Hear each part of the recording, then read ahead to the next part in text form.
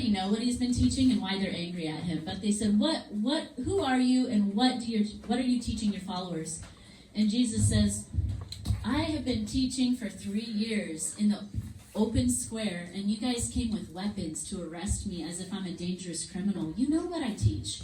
Ask my followers. And then this guy comes up and slaps him across the face and says, is that any way to talk to the high priest?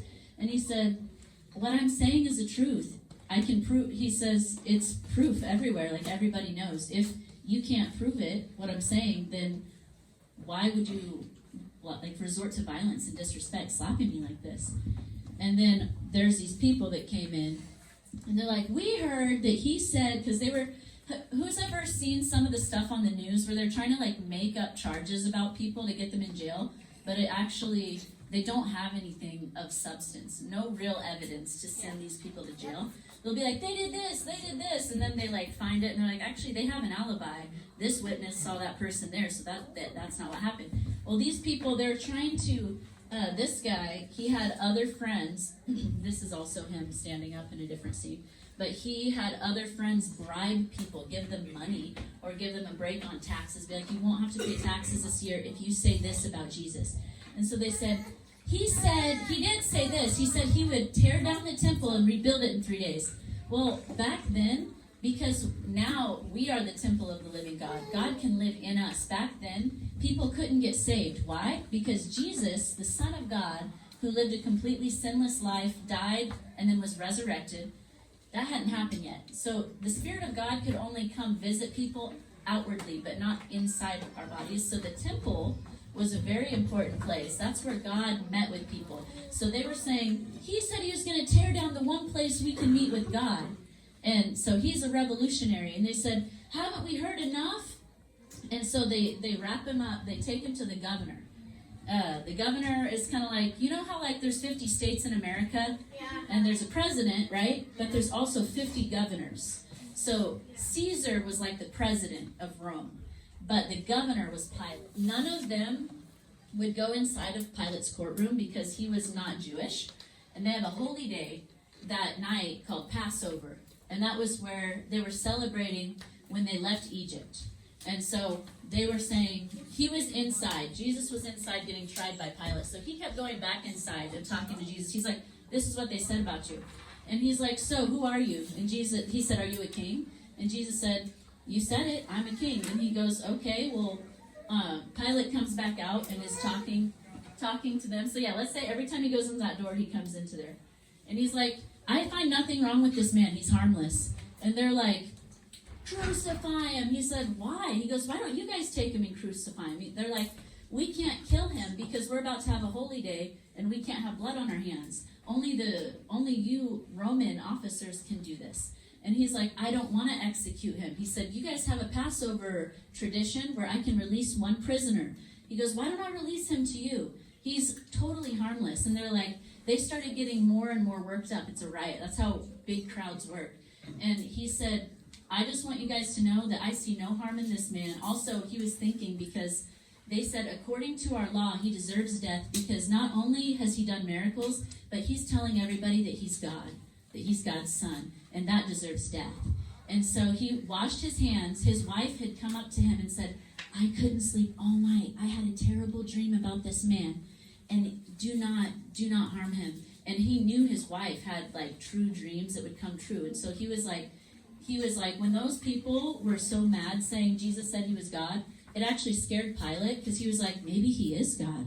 And he went inside again and he said, so are you the king of the Jews? And he said, I'm from another kingdom. Those that recognize the truth recognize what I'm speaking is true because I came from heaven to reveal it. And he's like, what is truth?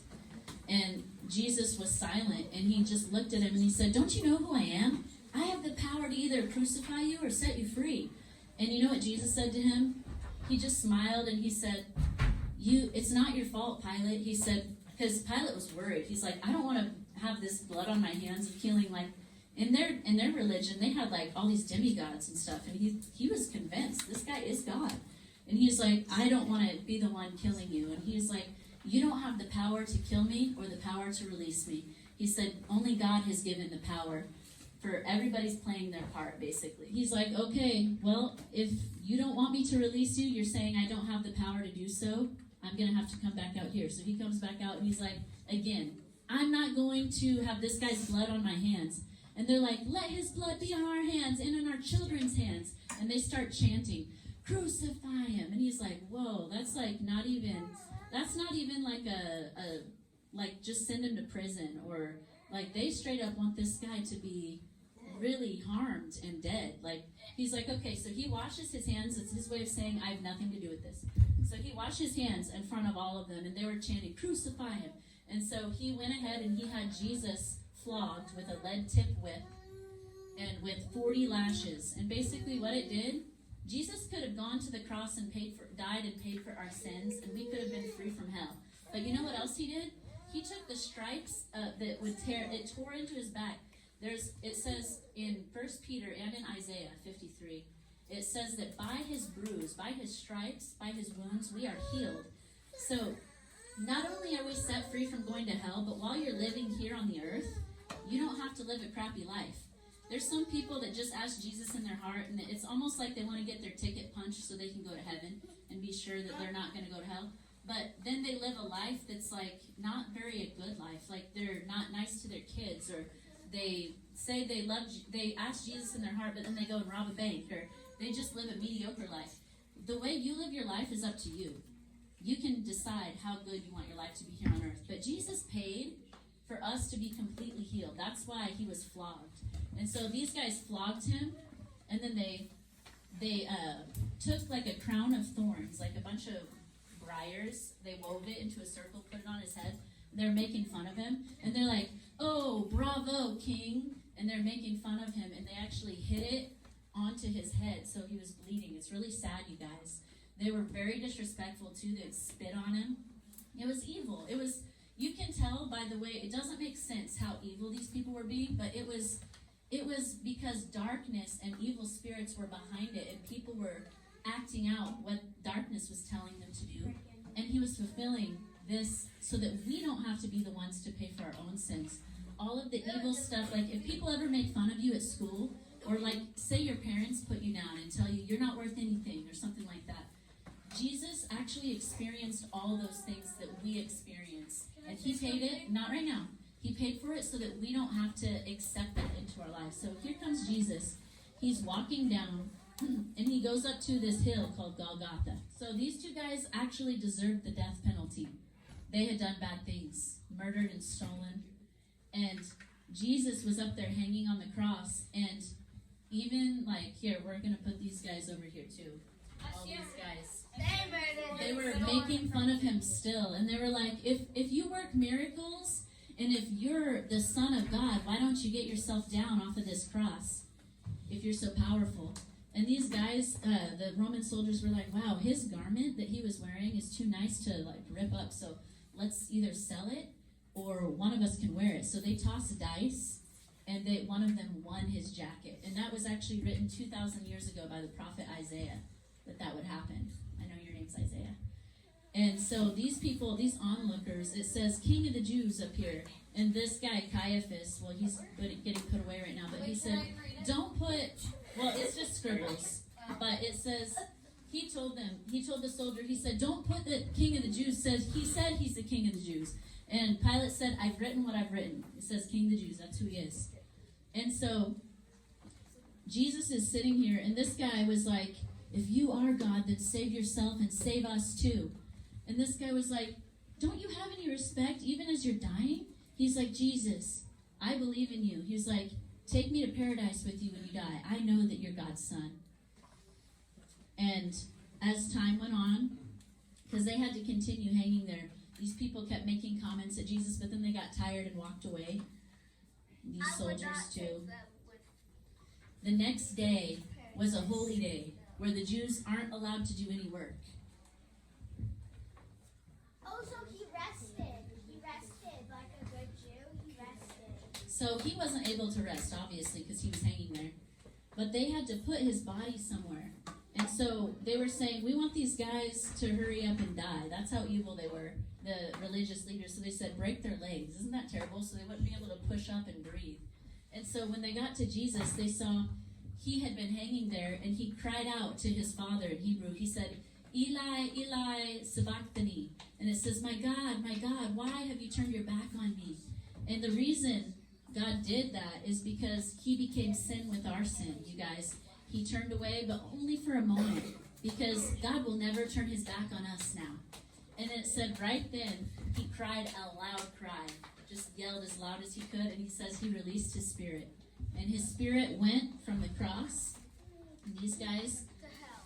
nope, well, actually, he told this guy, I'll see you in paradise, but it's because he was going to meet this guy. This guy went straight to paradise, but he actually did go to the belly of the earth. That's what it says in Psalm 18. And there was a rich guy that was a secret follower named Joseph of Jesus, not his father like Mary and Joseph, a different guy named Joseph. And he actually, make sure that's covered too with the stone. He had this nice cave that no one had been buried in yet. And he's like, I'm going to take Jesus' body and put him in there. He asked because all the guards were guarding it.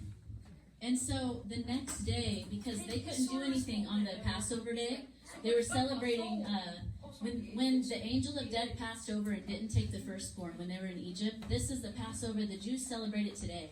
It was last Wednesday. They celebrate it every year for thousands of years. But that day, they're not allowed to bury bodies. They're not allowed to work. So they actually, really quick, on Good Friday, when Jesus died, Joseph put him in here, in this nice cave that no one had been buried in before. And then these soldiers that are not Jewish, they were working. They were guarding it to make sure none of his followers came to steal the body, because they didn't believe he was God. But then, early, say midnight, it was still dark, say midnight, Sunday morning, these ladies came. Oh, there they are. They came, and they said, who's going to move the stone for us? They were just whispering among themselves. It's like dark. It's cold in the morning. And also this girl, too. This is Mary.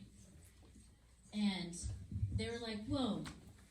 All of a sudden, as they're coming up the hill, because it was like, in a thickly wooded area with a lot of trees, this huge earthquake happens. And the stone rolls away like this. And all the soldiers, I don't have soldiers laying down, but all the soldiers fell over and they passed out because it was such a strong earthquake. And they go in and they look in here to see what happened, and she's like, oh my gosh, the body's gone. I'm gonna go tell Peter and John. And so she runs, and I will show that scene in a second. But they go, and when they look in, an angel's sitting there. And he goes, why are you looking for someone that's alive in a graveyard? And he's just smiling at them, and they're like, who are you? They were kind of scared. And he goes, didn't Jesus tell you that he was going to die and 3 days later he was going to come back to life? That had never happened before. They were like, oh my gosh, he did say that. And he's like, go tell the others. And so they go to tell the others. And so Mary's telling these guys, this is Peter and this is John.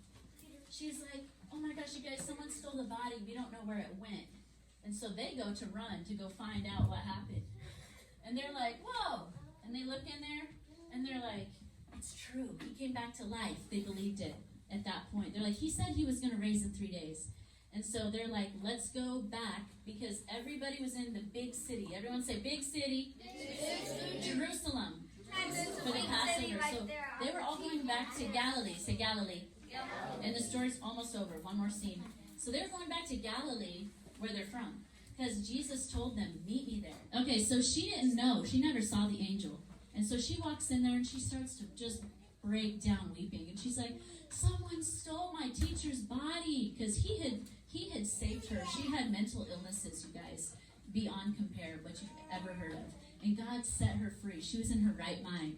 And she missed Jesus. She couldn't believe how terribly brutal they were to him the day before. And that it said he was so marred, which means he was so cut up, he didn't even look like a human anymore, because they had brutally harmed him. And so she didn't believe this was Jesus. Jesus comes up to the tomb and is like, ma'am, why are you crying? And she goes, you must be the gardener. She goes, did you take his body? She goes, please just tell me where it went and we'll go take care of it. Because they have spices and they would put stuff on it to keep it from going bad and stinking, because it's really hot in the Middle East. And It's okay, Bubba. That's my baby. And he says her special name. He has a special name for Mary, and he says it to her. And she goes, all of a sudden, it's like a veil was lifted from her eyes, and she knew it was Jesus. She goes, Jesus, and she hugged his feet, and he goes, I can't stay here, Mary. I know we want to just hang out forever, but I have to go not only to God, because they only referred to God as God. He was more distant back then. But once Jesus rose from the dead, he became our Father. And so he said, I have to go to my Father and your Father, my God and your God, to take my blood and pour it out on the mercy seat. And so he said, go and tell the others to meet me in Galilee. And here's the last scene. I have it right here. Okay, so how many disciples were there? Do you guys remember how many of his best friends there were? Not the thousands of people that would follow him. Yeah, he's in the scene too. Thank you. It was 12. And then guess who betrayed him? One of his disciples. It was the really hard name. Judas. Judas. Judas. So what's 12 minus 1? 11. So she went to talk to the 11 disciples. There's 11 here. Actually, there's 7 right there. And she said, you guys, I saw Jesus. You're not going to believe this. And they weren't sure if they could believe her because he was so torn up. They didn't think he could come back to life. They were still grief stricken. And she said, no, he said, meet us in Galilee. And then Jesus, as they're walking, it takes them over a day to get home because they have to keep walking. They get to this mountain that Jesus told them to meet him at. And he's like waiting for them. He's sitting there like, hey guys, and they're just like, Jesus! And they were so excited that because they had just seen him like a few days before, get completely beaten up. And they watched him die. What if you saw one of your best friends die, and then you saw them alive again? So that's how they felt. So it was the best thing ever for them. And you guys, this is how our story ends. I want to give you guys an opportunity. Just because you know who Jesus is, and just because he is the Lord, doesn't mean that he is your Lord. And just because you want reincarnation to be true, doesn't mean that it is true. You can want a lot of things. There's Pastor Dave. Say hi. But you guys, okay. Go sit in your chair, Mason. So I want to give you guys an opportunity to have Jesus become your Lord so that when your spirit leaves your body, you don't descend into darkness. Because Jesus, there's no reason anybody should go to hell, you guys. Jesus paid the price. He descended into darkness for us. He took shame. He took sickness. He took mental illnesses for us so that we can not only live a good life, we can not only live a good life on the earth, but once we die, because once you die, like this is like a vapor and a mist. That's what the Bible says. Like who's ever made top ramen? I bet some of you have made top ramen. You see that steam? You know that steam that comes up out of the pot? But it disappears. Listen up. This is very serious. This is like the whole reason we have you guys here today. So that steam, is it still in your kitchen right now? Yes. Does it disappear after an hour? No. Does it disappear after a minute? No. How fast does it disappear? A few seconds. A few seconds, right? And so that's how our life is. It's like a vape. Like who's ever seen people vaping? Does anyone have parents that vape? So that vapor is gone after a second, right? That's how short this life is compared to eternity. So you don't want like foolish decisions of not accepting Jesus to impact how you live the rest of eternity, right? And I understand if I'm just planting a seed today, and no one is being forced to accept Jesus, but if this touched your heart today, this gospel message, and you have never asked Jesus to become your Lord, which means you lay your life down, and because he speaks in our hearts, you guys. It's not like he's some distant God off that doesn't care about you. He cares about every detail of your life, and he will work miracles for you today. Things that you're upset about today, like your grades, or say you want to be good at sports, or just little things like that. He cares about the details of your life, and he knows you. He created you. So you can talk to him, and he'll talk back, and he'll make your life awesome. Not right now. I want you guys to raise your hand if you want Jesus to become your Lord, to set you free from hell so that you don't have to go to hell. Okay? And I know Abby's saved. Skylar, you're saved. You are saved. You were here like last Easter. Yeah, I know you're saved, but it's okay. You can raise your hand again if you want. But if you've never done that before, Never done what? raise your hand because and it's okay if you have done it before. Never done Even what? if you have done it before, you can raise your hand. Okay, raise your hand if you want to ask Jesus. We're going to say it all together, you guys. Okay, everyone repeat after me. And even if you didn't raise your hand, let's all say it together because we don't want anyone to be embarrassed. But we're going to say it together. Say, Jesus. Jesus. I thank you for what you did for me. I believe that you're God's son. I can see in history that you did exist. I see that you laid your life down for me. And Jesus, I want to give you my life. I want to make you my Lord and Savior. My Savior from hell and the Lord of my actions here on the earth. I love you, Jesus. Someday I'm going to come see you in heaven. In Jesus' name, amen.